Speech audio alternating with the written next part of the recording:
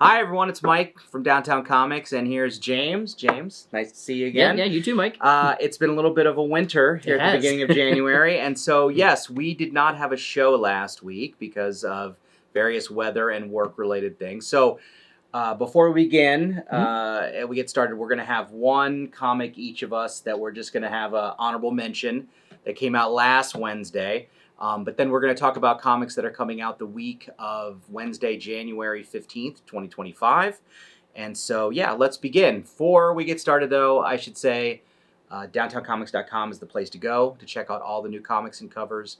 And, of course, liking, sharing, and subscribing would be very appreciated. Click the little thumbs up icon.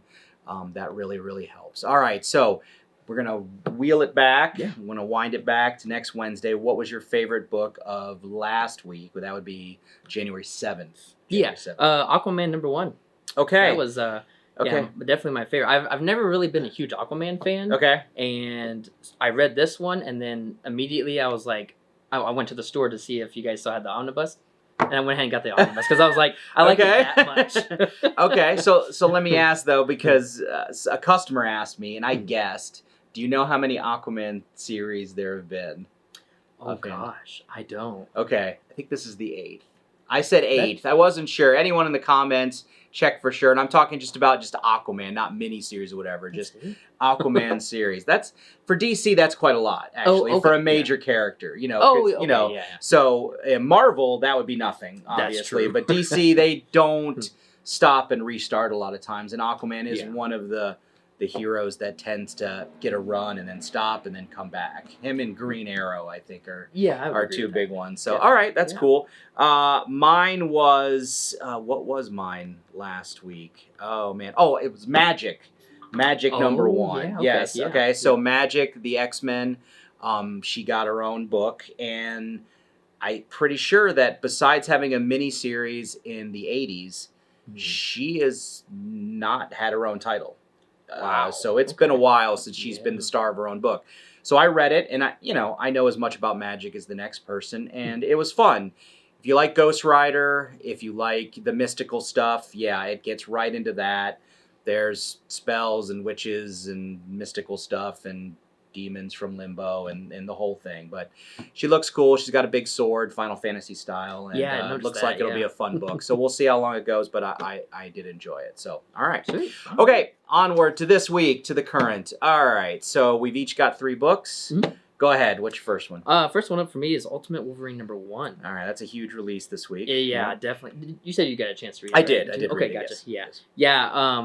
Wow. This is. It's kind of interesting. Was it near the beginning where they were like, this isn't Logan, or he used to be called Logan, and now he's just completely something else, just like literally a killing machine. Yes. Yes. Exactly. Yep. But yeah, no, at the beginning there was like that blurb where they kind of talk about how was it the Eurasian Republic and Japan are the only 2 places. Is it in the Ultimate Universe those are the only 2 places on Earth that are where mutant activity is taking place currently. Yes, and that may also be because everyone else in their areas destroyed all mutants, whereas who is it? We've got Colossus, Magic again, although she's going by Alana Rasputin, and then Omega Red, I don't remember his Russian name, but those 3 run that, and of course they are mutants, so you would think they would like the mutants, but no, they're controlling them. So because what was it? They're sending, and Wolverine is called the Winter Soldier in this book. So and they're like sending him on a mission to I think they're called the Directorate of X. I think yes, is the one that does all the experiments, and they're sending him to destroy like a base of I think it's called the Opposition. Yes, basically it's the mutants that haven't been captured or killed. Yeah. I mean it's very Days of Future Pasty kind of thing, except that there's no Sentinels. It's just this. Yeah, and honestly, like there's a few panels where at the beginning where the guys are like, and he doesn't, the Winter Soldier doesn't talk or anything. It honestly kind of makes him even feel more intimidating. So it's kind of like, oh yeah, we're this. Oh no, he's a super scary individual, and yes, it's kind of a mashup of the Winter Soldier Mhm. backstory and Wolverine's powers kind of mesh together. But Yeah. it yeah. works, and if you like a Mhm. good, violent action comic, then you're gonna like this. So we'll see Yeah. where it goes. Yeah, and it's a 12-issue series, I think it is. I think yeah, so. Okay. Yep. Yeah, which I actually kind of like because they have like a definite beginning and a definite story that they want to tell with him. And who knows? Maybe if it's super successful, maybe it'll go longer than that. Sure. But Sure. So, yeah. Okay. All right. Cool. All right. My first one is Amazing Spider-Man 65 Point Deaths is what it's called. So, Spider-Man's going through the 8 lives of the 8 deaths of Spider-Man. I'm sorry, that's the name of the title, and it's basically Doctor Doom, now the Sorcerer Supreme, has told Spider-Man that he has to be the hero that completes this ritual that allows Earth to stay free of this one dimension because Doctor Strange did a bargain with him or something. I don't know. It's a real thing. But anyway, Spider-Man has to fight 8 champions, but he basically gets killed every time. And he has these 8 reeds that bring him back to life. So we're about halfway through. So he's literally died like 3 or 4 times, and then brought back to life. So this is a one-shot in between the last issue, which would have been 65, and then the next issue, 57. So it specifically deals with his kind of internal trauma at all these deaths. And I'll tell you, it's a really good story. It's a really good one-off story, and you don't necessarily have to have read the ongoing series. I just basically gave you the explanation they probably do in the first page. Okay. But it's a little bit of a hard read. I mean, it really they're doing some stuff in there, making you kind of contemplate death and what it means and Phil Coulson, who is now Death, as we explained, I think a couple episodes ago, from the book he's in. We get more backstory onto why he's Death, because that was the big thing. Even he doesn't know why was I chosen as Death. I'm just a normal dude who died, just like every other normal person that died in the universe. Why me? Okay. And it goes a little bit into that, and it has nothing to do with him having secret powers or something like that, I guess, technically. But anyway, it's a really good episode, but I don't know. You kind of have to be if you're in the wrong mind space when you read it, I don't know. So I would, but worth reading, and really telling on an emotional level for Spider-Man. I mean, this is a bigger deal than you would think. It'd be easy to just like die and come back to life. And I think now we're starting to see the toll that's taking on his psyche. And so we'll see what happens going forward. But this is a really good like interlude. So it deserves its point deaths issue. So all right. Okay. There you go. So yeah, I started out with kind of a they'll get progressively more fun. Exactly. Yeah. All right. So my next one was New Gods #2. Okay. Did you get a chance to read this? No, and I haven't read #1 either. Okay. But you gave it high marks. Yeah. And so yes. Yeah. Yes. So in the first issue, we learned that there was this new baby that was born on Earth, and basically, the High Father, gave Orion this, task to be like, hey, we don't know if this baby's going to be good or bad, or good or evil, but we just need to kill it, like point blank, like sure. So then Orion goes to Mr. Miracle and was like, hey, I know you're the only one that can, get this baby and take it somewhere where I won't find it, basically. So, but who are the parents of the baby again, or do we know? We in this issue we see I don't remember if it said their names or not. Okay. But we see a man and woman with the child. Okay. So, okay. But the in this issue also we kind of find out a little. We learn a little bit more about why the reason behind why the High Father was like, that they have to go basically kill the child. So we learn a little bit more backstory about that. And he's been the High Father's been having like these dreams of the fall of New Genesis and of his death in particular. So I think that's kind of cultivates into like why they they're going after the child and whatnot. But in this issue, as anybody else would go and being told, oh, you need to go kill a child, Mr. Miracle is like wrestling with the idea. He's like, should I not? And he decides, okay, I'm going to do it. So there's like a couple pages in there where he's basically, it's like writing a letter to his wife and child Mm-hmm. and saying, hey, I know I said I was, done with this, but I wouldn't be who I was. I wouldn't be the guy that you fell in love with if I didn't go do this. So, and then we see, his wife basically like, are you kidding me? And she, ends up Okay. going with him. So Okay. it's kind of interesting issue. But we and then we get a little bit more revelations of like who else is after the child and things along that note. There was a point that Any yeah. apocalypse sightings in this book yet, or they just? let me think. I don't think there was in this Okay. issue. Yeah, All right. but I kind of like. No, I really like the New God stuff because it's kind of like, I mean, I mentioned this in a couple episodes ago where it's like it's very much like Jonathan Hickman, like what did I put? It's very high concept, but it's digestible. Like you can definitely Okay. understand it. And there's a letter at the very end. It's like a full page, and I will say don't skip over that because it kind of explains things. Okay. A little bit more in depth and detail. So yeah, no, I think this issue might have been better than the first one, and I really liked the first one. So Okay. yeah, All right. Awesome.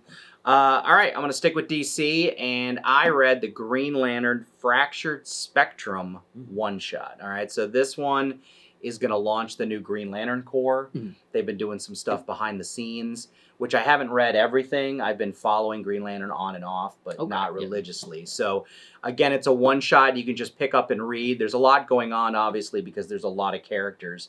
There But is, basically, every Green Lantern that we know of is in it. Mhm, So you got Hal and Kyle, and you have Guy Gardner.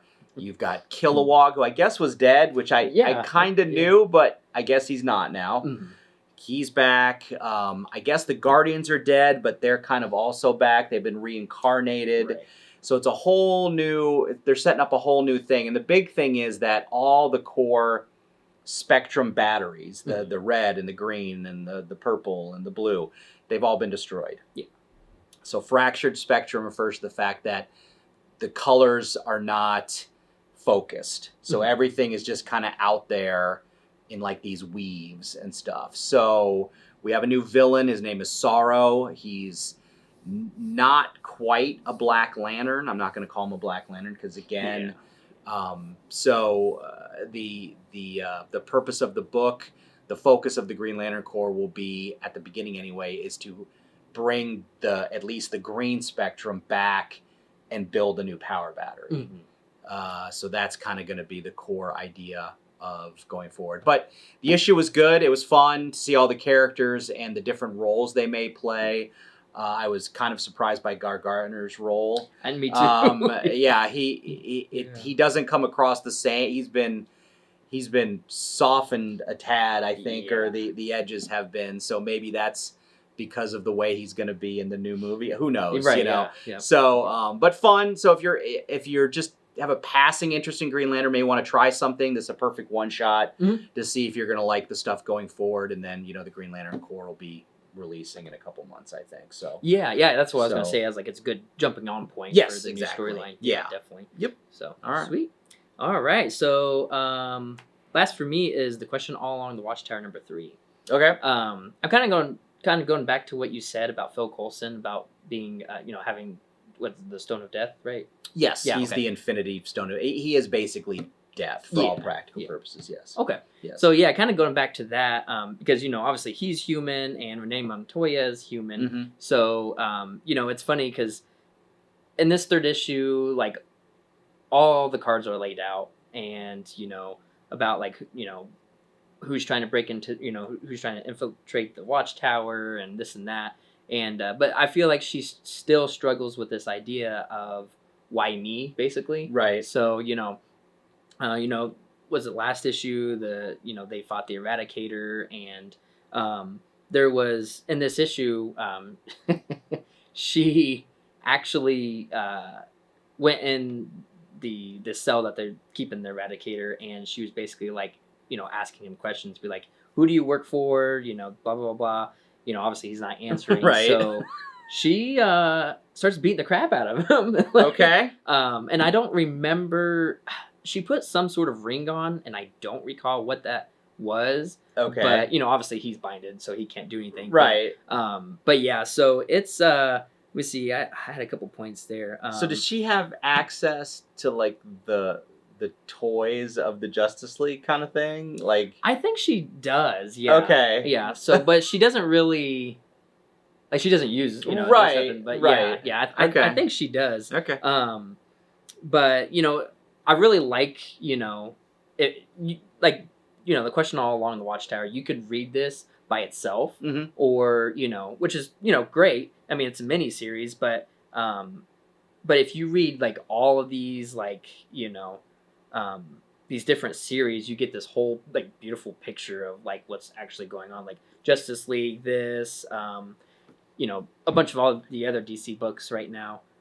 Yeah, I think we talked about when we were talking about Justice League Unlimited 1 how it's a hub Yeah, that it is, yeah. everything is Yeah. springing from. So like Challengers and Question and that Power Atom Project, Atom the Project, Atom Project, yeah. Mhm. yeah, are all kind of spinning out, and so it's like a central Yeah, and wheel kind of thing. what's kind of funny is, with Renee Montoya being like this, being human, it's in some of the DC books right now we see these like ground level characters like going up against these like crazy Mhm. people with powers and stuff Right. like that, and it's just like kind of it's that's kind of crazy, and it's kind of like always makes you kind of ask like how like are the heroes going to win, because she was supposed to be the one to stop, like that's why they brought her on, is Right. to see like who was infiltrating the Watchtower and whatnot. But yeah, and it's funny because when she was saying like talking about like, oh, why me again in this Mhm. issue, Batman quote, he says, "This isn't just a logic puzzle. There's some rage bubbling under the Watchtower. If anyone can tap into that and I can find it, it's question." So I was like, oh, well, yeah, okay, that makes sense. Okay. So, yeah, it's. I mean, All I right. think Still all of going these- strong. Yeah. Is definitely. you said the villain is revealed? Do we know? Mhm. Have we heard of this? Is it a established villain or is it a new person? Uh, Don't give it so, away, but is it? Yeah, is it? Well, so obviously we have the Eradicator, Right. but there are some other people with Okay. him. So yeah, Okay. I won't spoil that. Okay. but All right, no problem. All right, so my last one is the fun one. The fun one.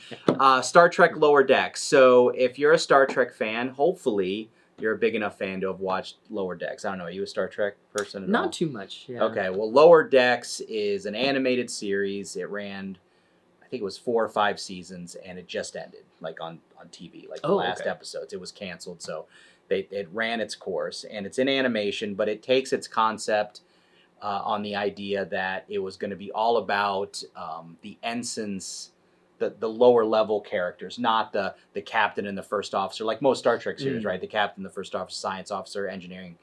Those people are in the show, but they're not the main characters. The main characters are the ensigns and the lieutenants, the ones you see walking down the corridors and doing all the stuff, right? Mhm. And so you have 4 or 5 main characters, but it's also a humorous Star Trek series. So it's not a parody. Oh, okay. It's just thematically humorous because they kind of take concepts that were introduced in all the other Star Trek icona, like from the TV shows, maybe even some books that I don't know about, and they expand upon them, but in more logical, in different ways, I guess. So it was a really good cartoon. I mean, it's really good. It's some of the best Star Trek done, and it's done with a love of Star Trek and of the genre stuff. So anyway, the comic book series started up. So if you're a fan of Lower Decks, obviously this is the only way to get new Lower Decks material. It's written by Ryan North. And the great thing about him, he writes the current Fantastic Four.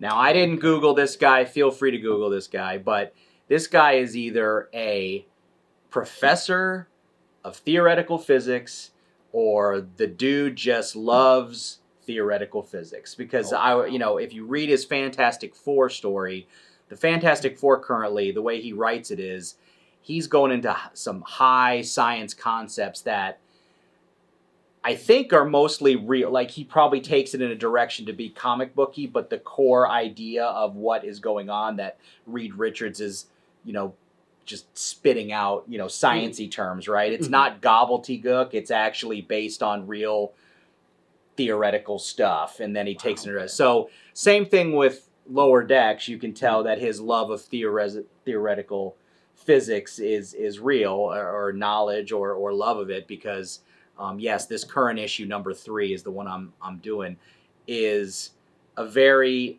interesting theoretical universal physics principle that I didn't know about and never heard of it, but then it's explained and you're like, oh, okay, that's odd, but all right. It's one of those things where you can hear someone say it and you'd still like, okay, whatever, it's way above.